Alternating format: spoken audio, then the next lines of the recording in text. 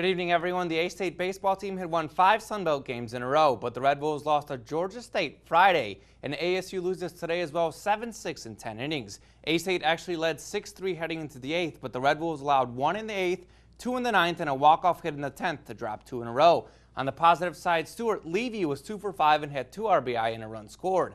A-State will try to avoid the sweep tomorrow. To the Red Wolves Open, All-American Sharika Nelvis didn't compete in hurdles today, but she did run in the 100 meters and won with a time of 11.27 seconds. Look at her go. I'm sure we all wish we were that fast. About an hour later, Nelvis sets the Red Wolves Open record in the 200 meters with a time of 23.9 seconds.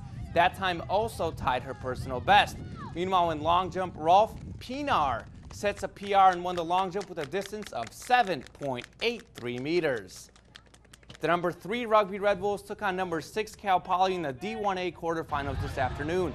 A-State led 26-5 at the half, and in the second half, the Red Wolves show off their athleticism as check out the speed by Mike Beska, who kicks it forward and dives on the ball for the try. 31-5 ASU. A few minutes later, Harry Higgins would find Tomo Hauser, and Hauser's off to the races, and no one's going to catch him as the Red Wolves win 43-12 and advance the D1A semifinals. And more good news for A-State athletics in postseason play. The softball team beat Eastern Illinois 6-4 and then defeated Illinois 8-1 to win the Mid-America Regional Tournament. ASU will play in the National Club Softball Association World Series that's held in Columbus, Georgia from May 16th to May 18th.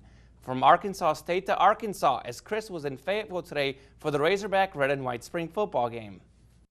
20 spring games were held all across the country, but most Natural State eyes were focused here in Fayetteville. The Red-White game capped the second spring practice under Brett Bielema.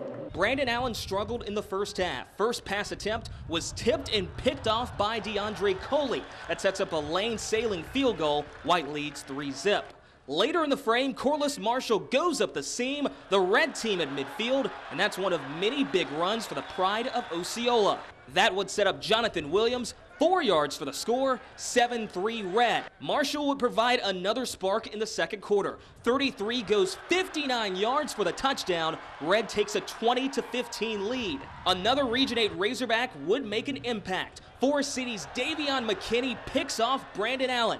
34-22 Red at intermission. In the third, Corliss finds the end zone again. Red ahead 48-22. Now the Red squad had 2 number 1s on the roster today, Jared Cornelius and Kanan Sandy. The Cave City native and ESPN Fan Hall of Famer got to live out another dream.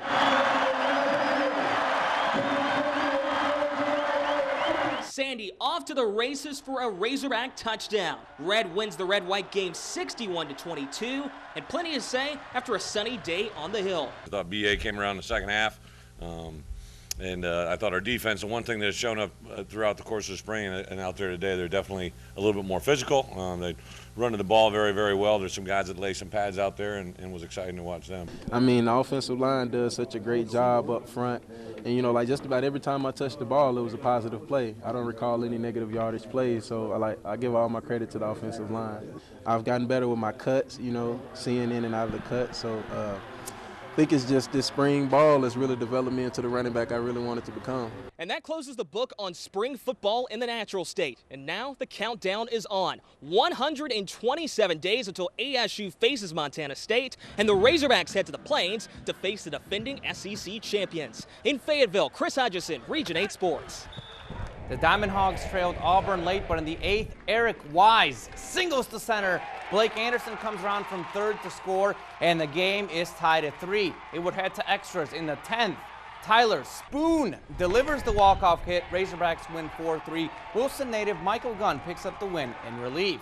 From college sports to the pros and the NBA playoffs, as the Grizzlies are up 2-1 against the Thunder in their first-round series. Early on, it was the Marc Gasol show.